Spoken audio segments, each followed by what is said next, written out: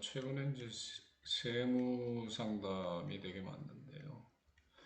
그 세무 상담의 주 내용이 이제 다주택자에 대해서 그 완화가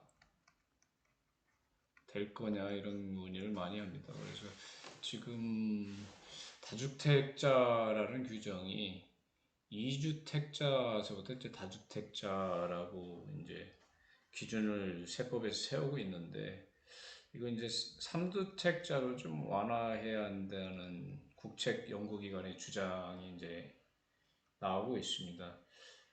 통상 보통 2주택자부터 이제 다주택자인데, 지금 3주택자부터 좀 하는 게 좋지 않겠느냐. 그래서 그 주장에 대해서는 여러 가지 주장을 하지만, 국토연구원이 좀 발표를 했어요. 다주택자 구제 정책을 전환이 좀 필요하지 않느냐. 그 다음에 다주택자 기준이 2주택에서 이제 3주택으로 좀 확대를 해야 된다. 그래서 1단계는 뭐 인구 10만 미명, 그 다음에 자가 점유율이 상위 30% 들어오는 지역, 그래서 이제 넓히자고 제안을 하는데, 기본적으로 취지는 2주택은 다주택이 아니다. 1주택은 그냥 뭐 다주택이 당연히 아니고요. 2주택자는 뭐 그럴 수 있지 않느냐. 3주택부터 이제 다주택을 하자. 그럼 2주택을 가지려는 수요가 또 많이 늘겠죠. 근데 그 3주택자부터는 이제 다주택자로 보자. 그렇지만 2주택자에 대해서는 다주택을 좀 완화해야 되는 거 아니냐라는 주장이 많고요. 그래서 이제 또 이제 50만 명 이상 대도시는 또 3주택이 다주택이냐 이런 또 주장을 하고요. 그 다음에 2주택자 같은 경우에는 임대주택으로다가 8년 이상 활용하고 그 단서를 뭐 이렇게 좀 달자 이런 주장도 합니다. 하지만 이제 과연 이게 제일 문제의 소지는 이제 형평성이죠. 형평성. 그리고 연구원이 뭐 여러 가지 조건을 내거는데요. 그게 이제 형평성 문제가 가장 큰 문제입니다.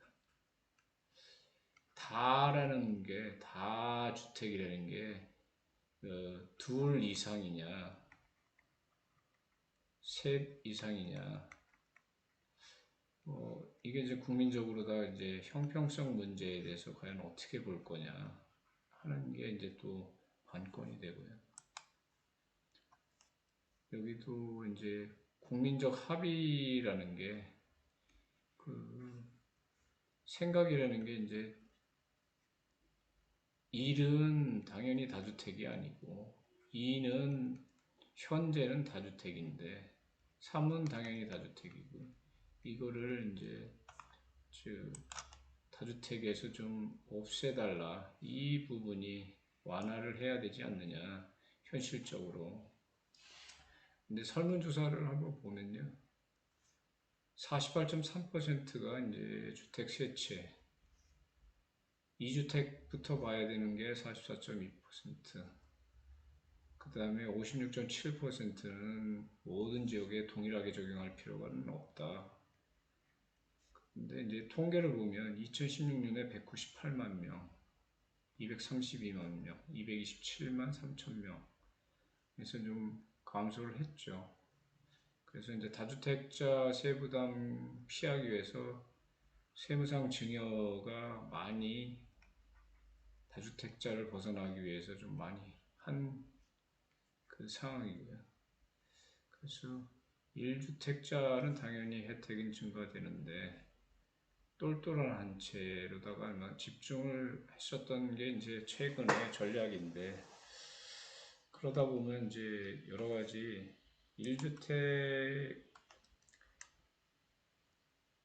1주택만 갖고 있을 때 하고 1주택 있으면 이제 이거는 주거용으로 쓰고 이걸 임대로 다 할 수 있기 때문에 이 부분에 대해서 전월세 시장에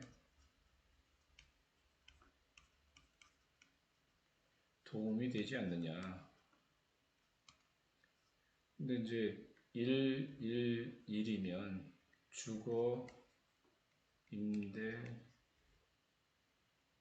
이렇게 된 사람하고의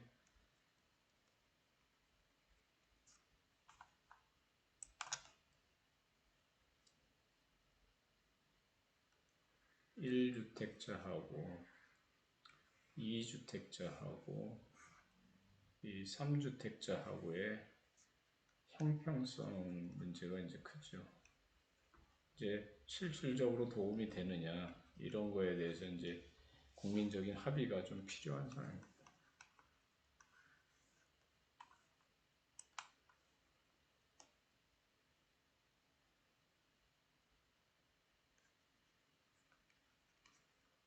세부적으로다가 2주택자가 다주택자가 아니게 되면 이 2주택 중과 부분이 사라지게 되어 있습니다. 그래서 세무상으로도 중요합니다. 그리고 최근에 문의가 다주택자에 대해서 세법 개정이 과연 될 건지 이 부분에 대해서 문의가 많습니다. 지금은 그 국민적인 합의가 필요한 시점이다. 이렇게 정리가 될 수 있을 것 같습니다. 조금 지켜보셔야 될 거로 보입니다. 이상으로 지금 가장 요새 최근에 많이 물어보시는 부분에 대한 그 답변을 상담 내용입니다. 이상입니다.